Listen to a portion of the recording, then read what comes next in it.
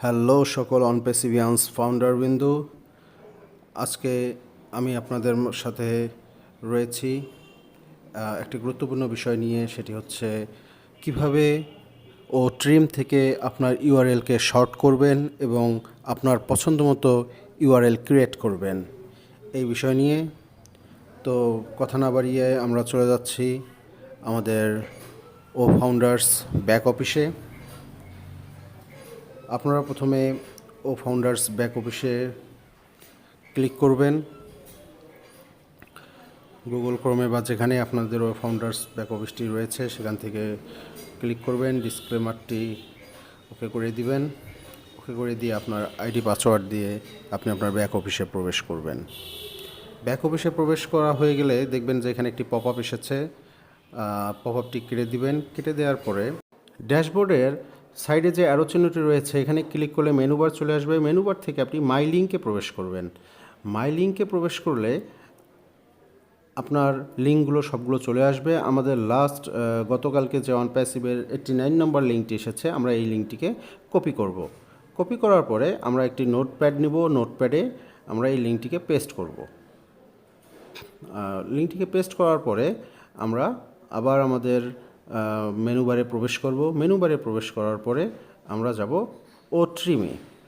ট্রিমে click করার পর এখানে দেখেন আপনাদের ট্রিম ইউআরএল এবং ক্রিয়েট আ কাস্টম ইউআরএল দুটি অপশন চলে এসেছে। আমরা যদি ট্রিম ইউআরএলে পেস্ট করে ট্রিম ইট করে দিই তাহলে একটি অটোমেটিক শর্টেন ইউআরএল চলে আসবে। আপনারা এটাকে কপি করে নিতে পারেন। এটা হচ্ছে একদম অটোমেটিক ইউআরএল যেটি। আমরা ইউআরএলটিকে নোটবুকের এক জায়গায় পেস্ট করলাম। আবার আগের ইউআরএলটা নিলাম।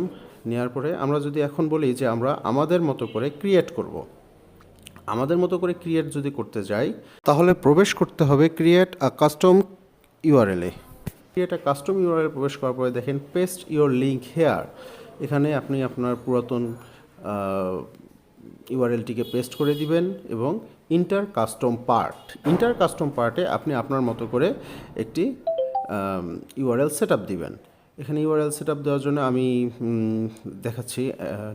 আমি আমার মাই লিঙ্ক থেকে যে ইউআরএল নিয়েছিলাম সেটাকে আমি এখানে দিলাম যে ভিজিট মাই লিঙ্ক। এখানে দেখেন যে given custom part already exist, কারণ আমি এর আগে এরকম একটি লিঙ্ক তৈরি করে ফেলেছিলাম। আমার আগের লিঙ্কটি নিল না, তার কারণে আমি আরেকটি নতুন লিঙ্ক দিলাম, মাই কোম্পানি লিঙ্ক। দেওয়ার পরে দেখেন যে কাস্টম ইউআরএল ক্রিয়েটেড সাকসেসফুলি। আমার ইউআরএলটি আমার মতো করে কাস্টম হয়ে গিয়েছে। দেন আমি লিঙ্কটিকে কপি করলাম। কপি করে আবার নোটপ্যাডে আমি পেস্ট করে দিলাম। নোটপ্যাডে পেস্ট করে দেওয়ার পরে তারপরে আপনি আপনার এখান থেকে যেখানে খুশি সেখানে আপনি আপনার লিঙ্কটিকে শেয়ার করতে পারবেন। আমার মনে হয় আমি বোঝাতে পেরেছি। তারপরেও যদি কোনো কোশ্চেন থাকে তাহলে অবশ্যই আমাকে জানাবেন। আমি সলভ করার জন্য অবশ্যই আপনাদের সঙ্গে রয়েছি। সো আজকের ভিডিও এই পর্যন্তই। ইনশাল্লাহ আমরা আগামীতে আরেকটি নতুন কোনো ভিডিও নিয়ে আসব। ধন্যবাদ সবাইকে।